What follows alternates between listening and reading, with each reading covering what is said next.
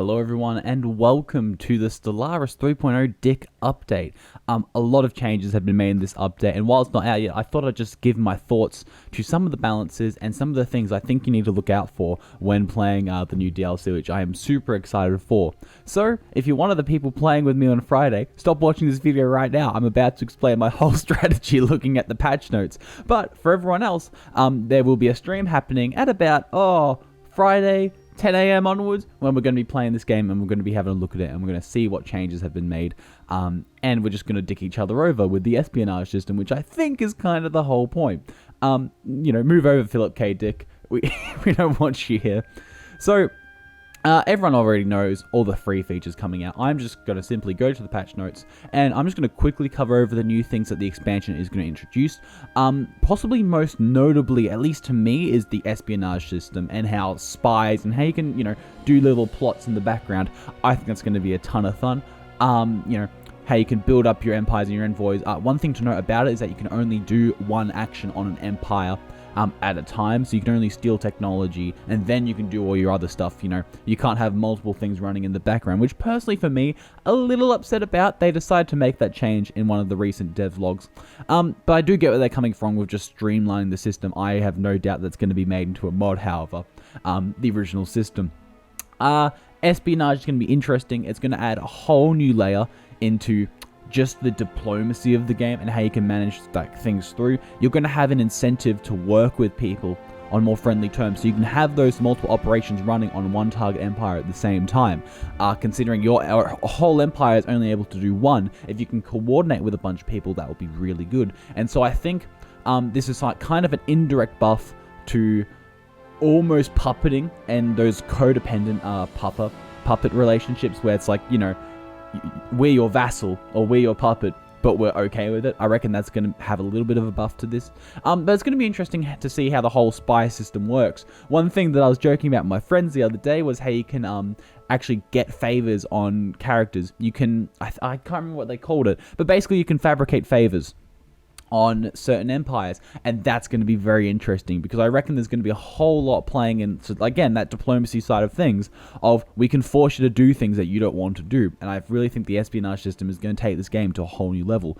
With some of the patch notes that I've glanced over, there are counters and new mechanics that they've introduced, and they've buffed certain old things to work with the espionage system, especially with the psi builds of this game. I reckon the psionics has become not as great as robotics and genetics has become, which I'll discuss later on, but I reckon psionics definitely has its place with this espionage system. For example, later on down the line, transcendence gives you intel on everyone and also makes it harder to perform operations on you. Enigmatic engineering, one of the worst ascension perks in the game in my opinion, has now become really good because it prevents empires stealing technology from you with the espionage system. So a lot of potential there. Becoming the Crisis. I love this as a thematic thing. It's just really cool to be able to do this because you always had those games where you just take over the galaxy, but it's like, man, I wish I was even more of a threat. So I cannot wait to be able to do that. It's going to be interesting though. I really hope, because my problem with Becoming the Crisis, especially in a multiplayer setting, is the fact that everyone is just going to dogpile onto you the moment you do it. So I have a few questions with how they're going to handle it, and they've probably already been answered, I just haven't been able to see them yet. When you become the Crisis, is everyone going to be notified immediately, or are they just sort of going to, not realize what you're doing? And obviously there'll be a point during the Crisis campaign and the events that they're going to find out, but it's a matter of how does the game work between balancing your threat while not letting you get away with an easy victory, but also making it so that you can stand off by yourself. And I think it's going to be a very precarious balance.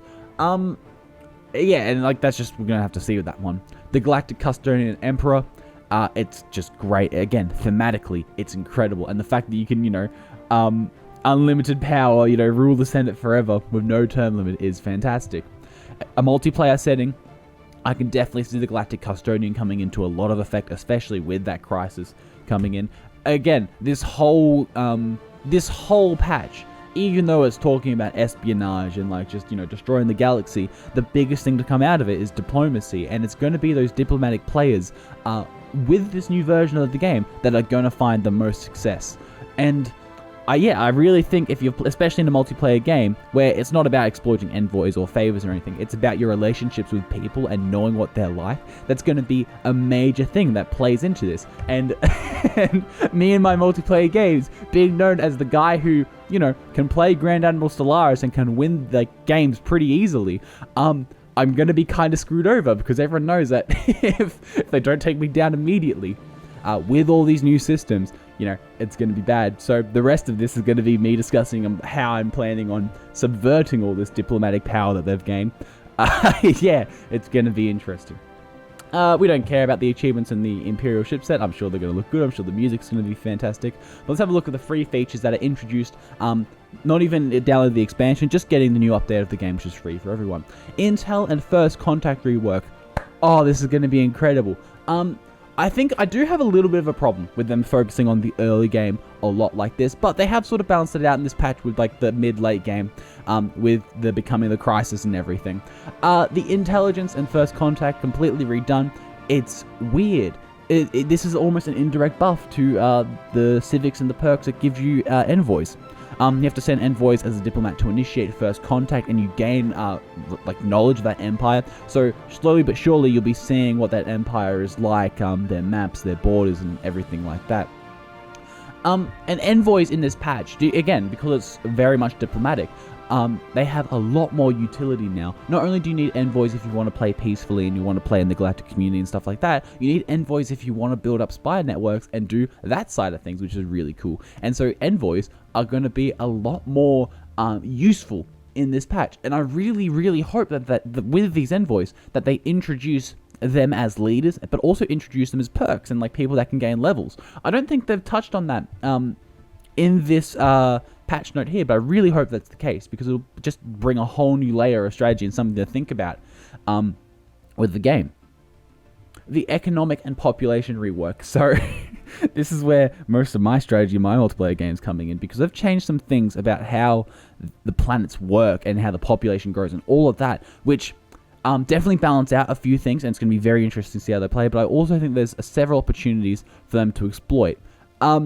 Yeah, it's going to be interesting. So, building slots are now unlocked through expanding the infrastructure of a colony by constructing city, hive, or nexus districts, by upgrading the capital building of the planet, or through the civilian infrastructure technologies.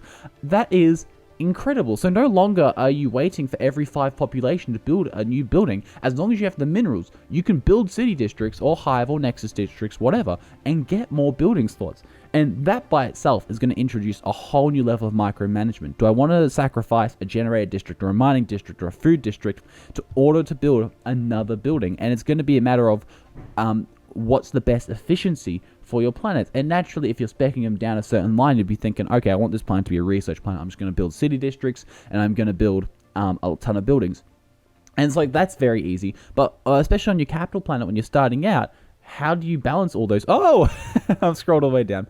How do you balance all those things to work out? And it's going to be quite interesting to see what the optimal ways of doing that are. That being said, Econopolis's ring worlds, hive worlds, and machine worlds start with all building slots available for development. That is incredible. If you're playing a hive mind or a machine intelligence, thinking that the building slots won't be reduced for those buildings in particular, I haven't been told if that's the case yet, you're going to be able to do an incredible tech rush, not only because you have all the building slots on your planet, but especially if you're playing a machine intelligence, and this is what I plan to do, you only have 3 resources to worry about. You can build all your, like, your research labs and everything. You can build all of that. You can build the new industrial districts which give you alloys and consumer goods, and like putting that all together, I really think there's a lot of potential there for like planets to just be hella specialized early on. It's going to be a matter of if people realize that in your games. It's going to be also a matter of if the AI is going to exploit that. That being said, I'm thinking of the origins that give you these things to start out with. Obviously, Ring World, you have Shattered Ring, Hive World, and Machine Worlds, you have their respective origins. Econopolis is if you want to play the Relic World origin, that's going to be very good. It's just a matter of how quickly you can get it up. But even with just normal empires that have to do, city districts to build up their building slots, they then get access to the clerk jobs, and that gives them extra trade value, which pays for the upkeep of all the things that they're doing. And I'm not going to lie, I really like this change. I love the fact that industrial districts exist now. I love how you have 5 districts and how you can produce alloys and consumer goods. I reckon the benefits they give against their upkeep are quite balanced, looking at some of the pictures I've seen so far. And I also like how they have kept the factor in the forge buildings if you just want to max out on those.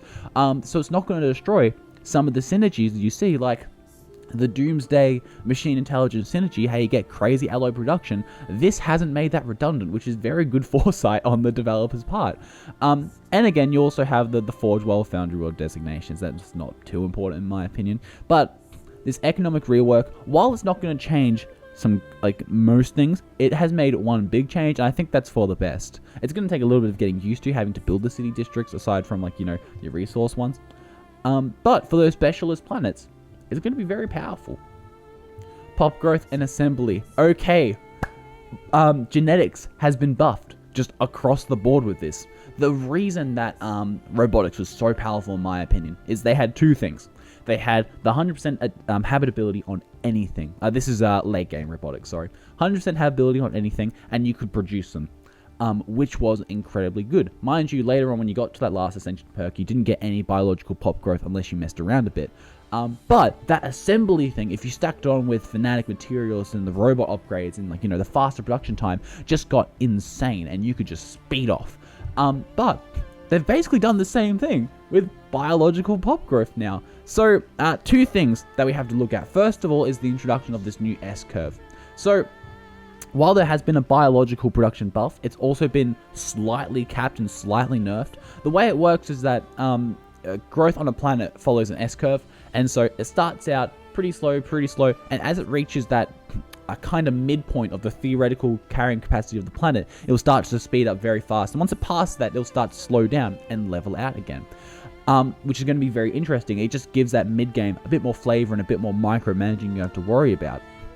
The amount of pop growth or assembly required to create a new pop is now increased by the total number of pops in the Empire. This is going to stop very large empires from just going off, basically. I reckon it's still going to be worth playing wide than tall.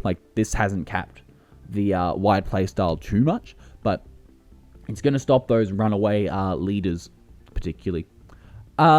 New colonies no longer suffer an explicit pop growth penalty. The basic colony planetary designations can now grant stability, amenities, and in regular empires happiness. These are very good, because you'd often have the problem of, if you're playing a wide empire, this planet's run out of stability. Why are they unhappy? And you have a look over. It's just because they're working the generator districts, not the settler jobs, which makes sense. And I think the planetary designation is going to stop a bit of that, and I kind of really like that. Again, a bit of an indirect buff to playing wide. The pop growth penalty is going to be interesting. I don't know how I feel about that. It just means you're going to be able to get colonies up quicker. We're going to have to see how that plays out. I've got no opinion on that. The main one that I want to get at is that spawning pools and cloning vats now produce organic pop assembly rather than modifying pop growth, and that's huge. If you had... The thing is with genetics, you often just stacked all those percentage bonuses. So you get rapid breeders, you get the gene pools, you get the cloning vats, you get all the other things that just made stuff go faster. But having the spawning pools and the cloning vats now produce organic pop assembly, again, counts as a sort of S-curve that we're worrying about, but it sort of brings it on the same level as robotics in that regard, how you can just assemble pops. And that's really powerful in my opinion. I don't think it's going to be better than synthetics. I think it'll be at average right now, because what this has done is, again, synthetics has 100% habitability, and you have the assembly pop growth right. Genetics now has, if you play it right, 100% habitability with preferences, and you have assembling pop. Now, the genetics, it just depends on what perks you're going to roll into. The genetics, you could argue you have more flexibility when it comes to specific traits within species, but both of which you can specialize to certain planets. And again, I think neither are going to be better than one another. I think possibly robotics might be a little bit better, and I'm going to run that in my games, I know. But again, genetics has had a buff, and that's going to be incredible, and I can't wait to see that play out. The other stuff here, nothing too crazy, just some quality of life, I reckon. But here's the main one, balances. First up, homeworlds now normally range from a size of 18 to 21 instead of 16 to 18. That's fine, I guess. I mean, it just allows your homeworlds to be a bit more powerful. Kind of an indirect nerf to some of the off-world starts and everything. And also the Relic and the Gaia world starts. You know, I think that's fine. Buffing your homeworld is something that doesn't really matter as long as it's applied to everyone equally. The Empire starting resources and buildings have been adjusted. I don't know what they are exactly. I could find out. Let me just have a look. Alright, no, I can't. No, a simple Google search hasn't done that. That's going to be quite interesting. Again, as long as it's all across the board, that's fine. Let's get to the main one, though. And that's resettlement. Planets with sapient, unemployed free pops now have a 10% chance for one to automatically migrate to other planets with appropriate jobs. Migration controls will prevent this auto resettlement. Having multiple unemployed pops on a planet will increase the chance of one of them moving. This is greater than ourselves. That's really, really good. It just removes the need for that perk. For those of you who did not know, Greater Than Ourselves allowed pops to automatically migrate to planets that had unemployed, positions that need to be filled in. And the more positions it needed, the bigger the immigration pool on that planet. And the trick was that in many of my multiplayer games, I did this. You'd have econopolises that have like 200 clerk jobs, right? You'd activate Greater Than Themselves, and then you'd talk your way into a few migration trees, and then all of a sudden, you have this crazy immigration pool on a planet just due to its 200 jobs. If you chuck in the amenities decision on there and a few other things, you could just get crazy migration pool on a planet, and you just be able to get everyone. But the point being, Greater Than Ourselves was a fantastic perk because it removed the need to micromanage a lot of things, and it removed the cost to resettle civilian units, which is incredible. The fact that this is now a default thing has been requested a fair bit within the community, and I kind of like how it works now, how the edict just increases the chance of that automatic resettlement. Fantastic on wide empires. I do think they need to sort of balance it. I think that with this update, they do need to balance it a little bit for taller empires if they want to play it that way, but wide has always been the way to play Stellaris in my opinion. I'm not going to complain too much about it. The transit hub has been added, which increases the chance for resettlement within planets within its system. That's going to be really good, especially if you have an Econopolis, as I was saying before, just moving people into it very quickly. Manual resettlements costs have been increased, and now also for many pops also have an influence cost. So, and I'm going to touch on this last one as well, manually resetting the last pop on a planet now has a significant influence surcharge. Here's the thing. What you used to be able to do, and this is the friend of one of my games did this, you could play a corporation, a megacorp, with their private settlement ships, right, which were 500, and you basically, if you played it right with the expansion tree, you got 2 pops out of it, right, which you could then immediately resettle to your capital city, and for the cost of about 700 energy, rounded up, all up, you could resettle. You could just get 2 pops, right, after a little bit of work, which is incredible in my opinion, especially if you're playing a megacorp and you're generating energy, tons of it anyway. Buying pops is very valid, and it's better than the slave market, and it's better than all of that. So having this influence surcharge on not only population in general, but on the last pop of a planet is going to be just completely kills that exploit, which is great.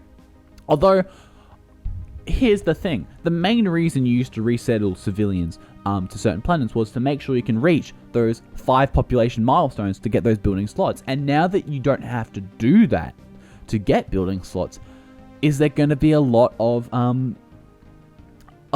desire to resettle your civilian units? Unless you're building planets as specifically for population growth, it's not going to matter. And because you have this, this auto migration chance, would you even bother with it? And so I like how they've kept this in. How it's now really, you can still settle out of planets if you want to. It's going to cost you a lot. You can do it if just a system is not worth the trouble and you can't trade it away and everything. But I don't think there's going to be much of a need to resettle a lot of population. So that's just my thoughts on it there. I like these changes. They're good. It's just that there's going to be no need to now resettle anything. I suppose it's going to depend on what your migration controls are.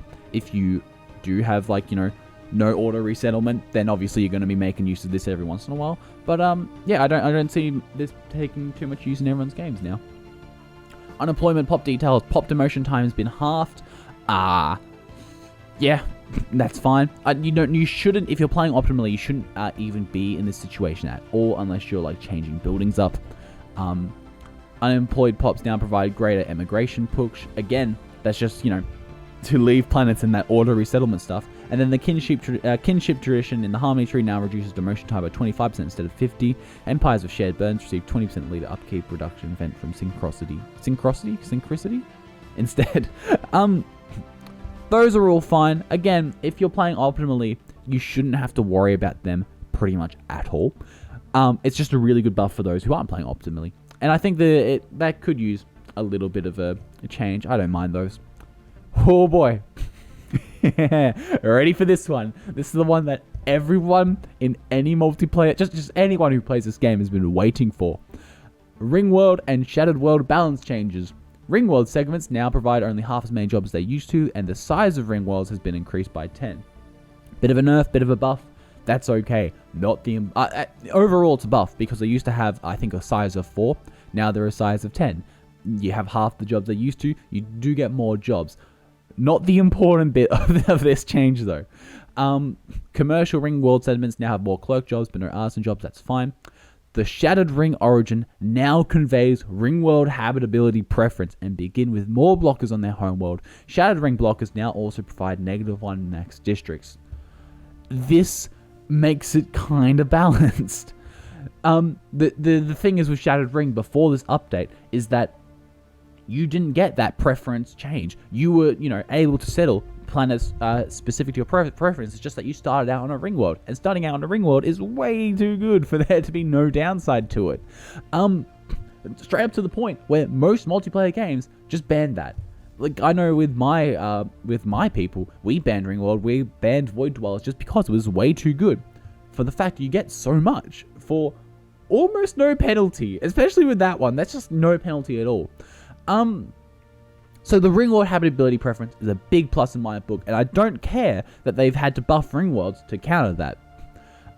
The Shattered Ring World origin is no longer guaranteed nearby habitable planets. They wouldn't want to live on them anyway. Fair enough. And add a warning to Shattered Ring origin that lithoids will face a mineral scarcity problem. Yeah, that's fair. I think Ring Worlds, what's happened to them is they've become really, really, really, really, really good early game stuff if you want to play as origin, but mid game, if you're, when you're researching all that genetic stuff so you can expand out, it's going to be a bit of an issue. Mind you, in a logical world, especially in a multiplayer setting, if you were playing Ring World, no one on the face of the earth would give you a migration treaty because you would just explode and be able to snowball out of there if you specialize your Ring World into research then. So, I think the key with Ring World now is you play it, you get a migration treaty as soon as you can, or you invest in genetics or whatever, and you get out and you expand and you use that Ring World as a very specialist capital because, again, it's a Ring World. Why wouldn't you, right? So yeah, if this is just like, my tip right now. If you're playing a multiplayer game and you're playing and you notice someone's playing Ring World Start, don't give them a migration treaty. You're just going to do them a massive favor. They're going to be able to expand out and they're going to be able to snowball. That being said, I like the balances they've done to it. I think it's really good. Yeah, I honestly think this is going to be unbanned in a lot of multiplayer games now. Let's move on. Habitat and Void Dweller balance changes. Habitat capital buildings now grant a maintenance drone job for machine empires. That's just good. See machine empires get a little bit of love. Change the adoption effect of domination tradition for Void Dwellers to reduce the upkeep of habitats from 5 alloys to 4 alloys. Not crazy. It depends on how many habitats you're going to have. Added a new tradition for Void Dwellers, modular superstructures which give +1 building slot per habitat, replacing Public Works Division. That's fine. That's not, again, that's just a small buff, it's fine.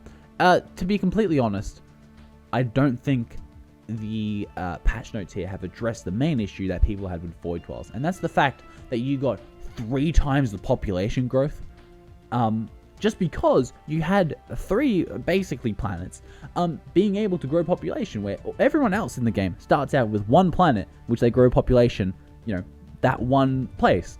Void Dwellers gives you 3 places to start growing population, and for like early game, that's really huge, being able to get population out there as soon as possible. And again, you had that habitability preference. You couldn't go into other planets, but again, having those 3 out the gate, and especially where you can specialize habitats, is stupidly good. And so I kind of think this is one where it's going to be still banned in a lot of multiplayer lobbies, just because they haven't kind of addressed the issue that I think a lot of people had with it. The buffs are all nice though. I'm sure this will be a great single player game experience though, just being able to role play with that. Alright, simplified the rule regarding what jobs robots of different tiers can work. Don't have to read that, I can simply explain this to you. If you have level 1 robots, they can work the level 1 stratum. If you have level 2 robots, you can work the level 2 stratum. It covers the whole thing, right? Previously, they only were able to work certain jobs within that stratum for some reason. I'm not quite sure why. This has just made it so if you have synthetics, they can work all jobs. If you have droids, they can work the second level of jobs. If you have the first level of robots, you can work the first level of jobs. It's just simplified everything out, and this is going to be a bit of a buff to synthetic players. I actually kind of like it. It's going to be really cool. I reckon it won't be too exploitable. It'll just stop the confusion that a lot of players have with noticing that all of their robots are unemployed because they can't get jobs, because they can't work clerk positions for some reason. I don't know why that was the case. It just was. Updates to authorities and ethics, just bonuses across the board. Democratic authority now increases the automatic resettlement chance by 50. Really good. I don't have anything to complain about that. I reckon it's going to be a little outshadowed by just some of the other ones we can see here. Oligarchy increases influence from factions by 15%. I don't know how I feel about that. If you get the living state, that's a bonus of 0.45. If you max everything out, which I don't think's kind of worth it considering the other ones. Dictatorial now reduces empire sprawl by 10%. Really good for white empires. That's going to be incredible. Imperial retains its current 1+ edict cap bonus, so just as normal as always. The Machine Intelligence Authority now gains +1 monthly pop assembly. Oh, yeah, I think that will be a little busted, personally. I reckon if you combine that with a bunch of other things, that'll be really good. And Gestalt Conscious Ethic now grants 2+ encryption, applying to both machine intelligences and hive minds. Encryption is the new form of is involved in the espionage system. It's basically your defense against attacks on you, operations on you. So let's explain how this system works. First of all, everyone starts with 2 envoys to enable all this espionage and new diplomacy and first contact and everything. So the way it works is that you basically have a code breaking stat, like your empire or your people do, and you have an encryption stat. They basically go against one another, and that changes the risk of the operation. Enigmatic Engineering now grants +2 encryption and causes steal technology operations used against you to fail after the first stage is complete. It will still prevent reverse engineering technologies from ship debris. I think I'm running this. Quite frankly, that's stupidly good. If you're in a tech lead, not only is it going to take longer for everyone to do operations on you, they can't steal tech from you. It's going to depend on how heavy espionage is in your games or whatever. But that's kind of powerful. I like the idea of not having to worry about that side of things. Mind you, people are going to realize they're just going to turn their attention onto other operations, or hopefully they just steal technologies from other people. I really think that's cool. Transcendence now grants +10 base intel on empires, 2+ encryption and 2+ code breaking. That's just really solid. I like that. I think they're kind of, bringing psionics down this espionage path and reducing the effect of, espionage on you while also increasing your own espionage capabilities. I think psionics needs a little sort of specialization, considering that machines is settled everywhere. Genetics is specialized planets. Psionics could be the espionage one. I kind of like that's the case. Shadow Council and Ruthless Competition now increase the maximum infiltration level of your spy networks. That's fine. Criminal Syndicates now gain 20% spy network growth speed. That will be really cool. I like how you can play the criminal megacorps and do all the espionage stuff, making it easier for you, because It used to be that criminal enterprises just sucked. There were no real way to increase crime on a planet, aside from building the crime buildings, right? And so being able to do espionage operations on planets which you have criminal, branch officers on, that's going to be really cool. I think that's going to make it a bit more viable. I don't reckon it'll be great. I reckon this update has focused too much on diplomacy to make it so that antagonizing people with operations like this is just going to shoot you in the foot. But I like it. We have a lot more, just giving additional envoys and everything. The influence cost of using favors has been reduced from 25 to 10. That's very good in my opinion. You only really use favors if you absolutely had to, and even then it was such a big investment, especially if you had a lot of favors on someone. Yeah, it'd probably be worth it, but the influence cost alone was crazy. This makes it so you'll only be paying the maximum of 100 if you want to use all 10 favors. That's really cool. The improved relationships and the harm relationships now cap out. I like that change. It stops you just from sitting on someone for the next millennium, working that person. I prefer that. Mind you, it's going to depend on a lot of the decay. I really hope that envoys will automatically unassign themselves once they've reached the limit. I really hope that's at least an option you can do. But yeah, I do like that one. The Sentry Array Megastructure now also increases base intel. As if the Sentry Array wasn't really good to begin with. But I understand why they've done this. It's just for,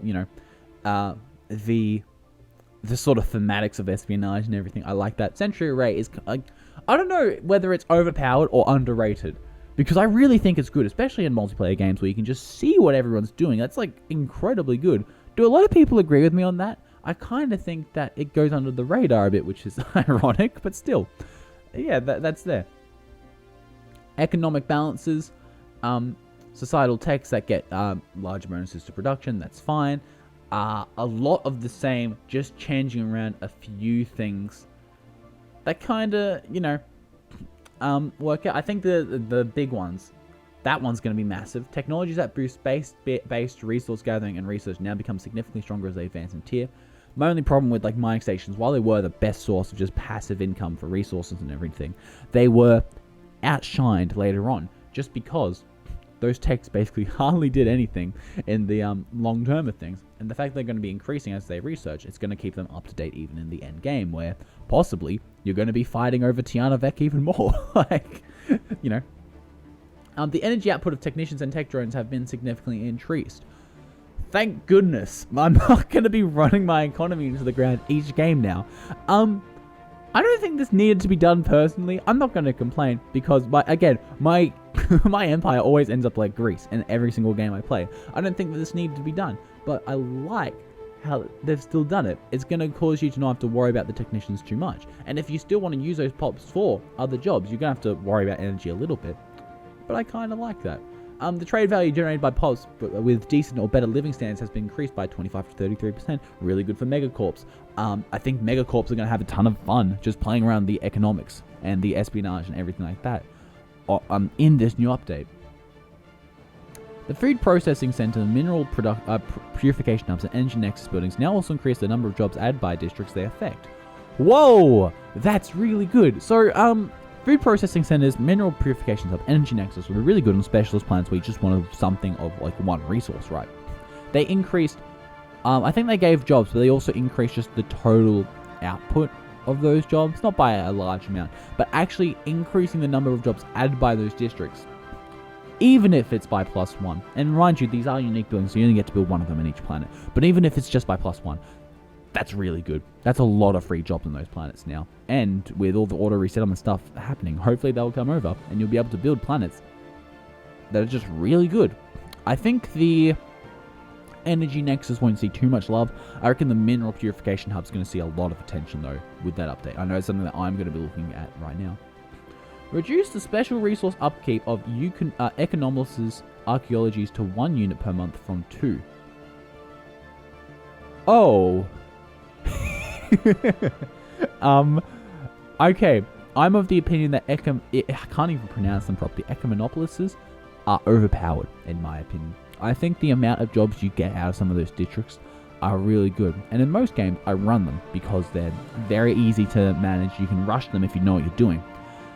Having their special resource upkeep brought down is going to make them even more viable because you don't have to worry about refineries too much. That was the one thing about Ecomonopolis is that you had to worry about the special resource cost and everything. That being reduced makes this a lot easier to run. Oh, I can't wait to mess around with that. I might be changing up my strategy actually now I've seen that. We have some changes to the production of star bases. I don't think there's anything too crazy there. That looks all pretty normal. Technologies that boost technician, farmer, or miner outputs now apply to energy, food, or mineral processing star-based buildings and modules. That's fine. The star-based buildings and modules, you basically never use them to produce resources anyway. That's a nice little balance. I don't mind that too much.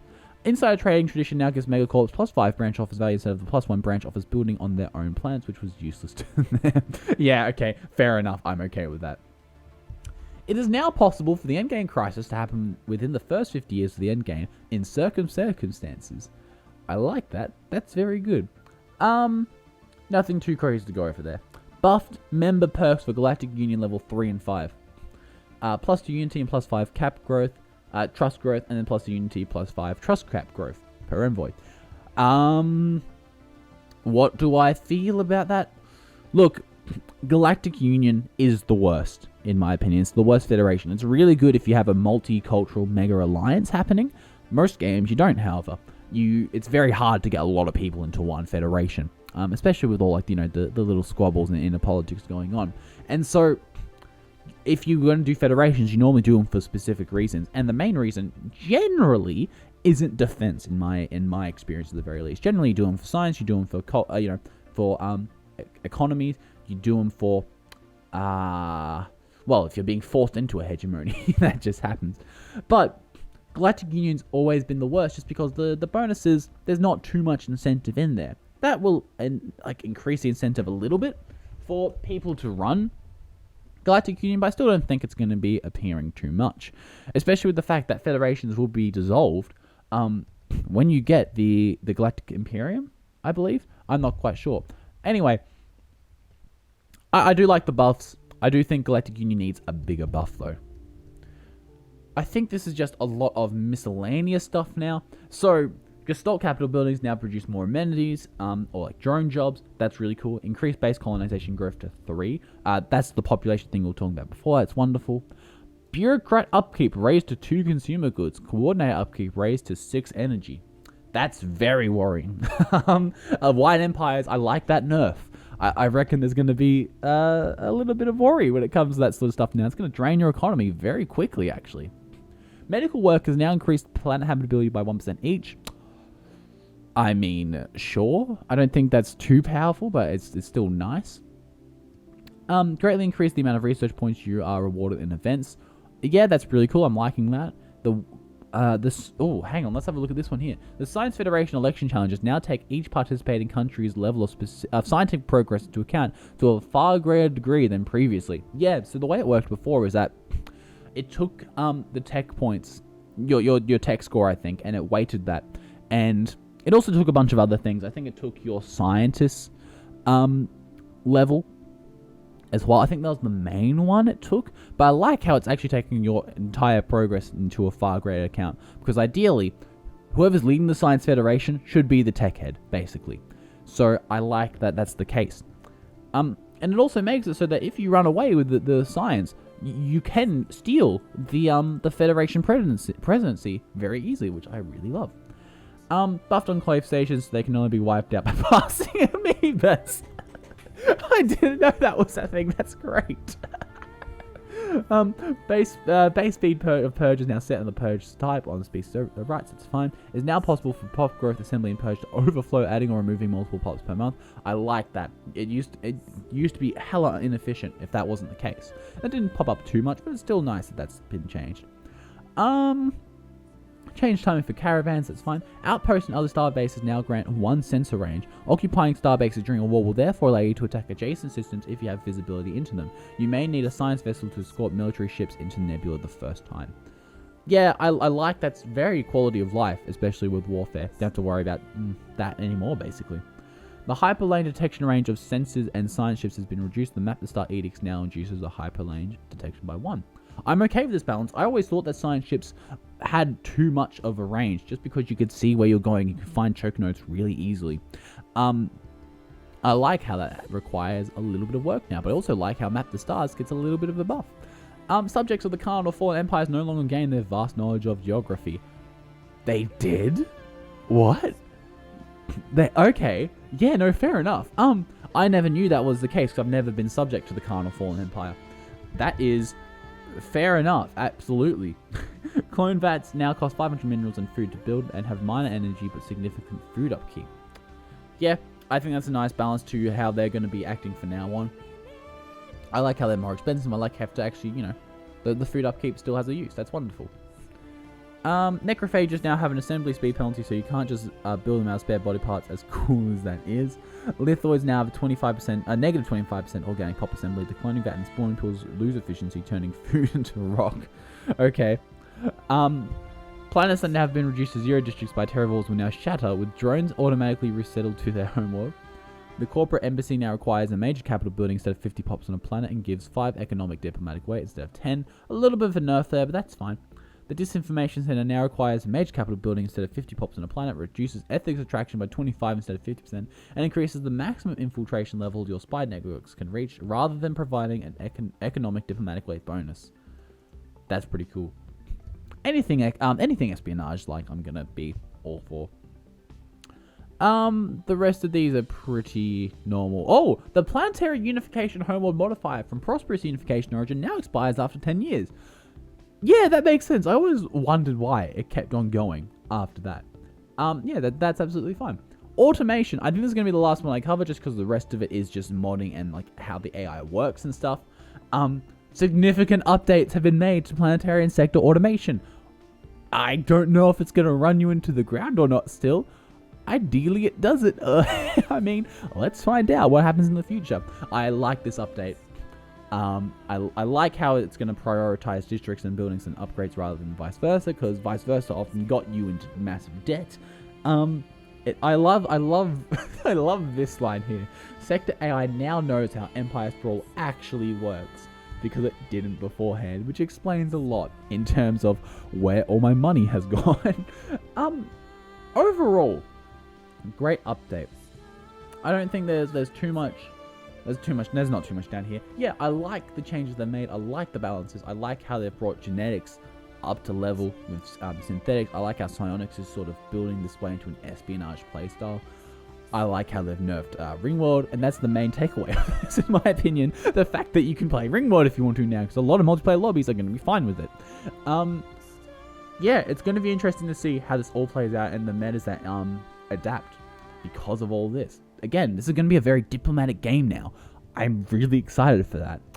But yeah, so I am playing this game on Friday, live with friends on Twitch. If you want to join us there, the Twitch will be in the description. We're going to be going into this blind. Hopefully they haven't been listening to me this whole time and had a look at, some of the tactics that I think I'm going to be using. But please do feel free to join us. We're going to be looking at this game, and eventually I'm going to have a little, I think, a bit of a review of the DLC and whether or not you should buy it. It's going to be tons of fun, but self-plug aside, thank you all for watching this little discussion on the patch notes. It's going to be interesting to see how this all plays out. So, best of luck, and yeah, don't be a dick.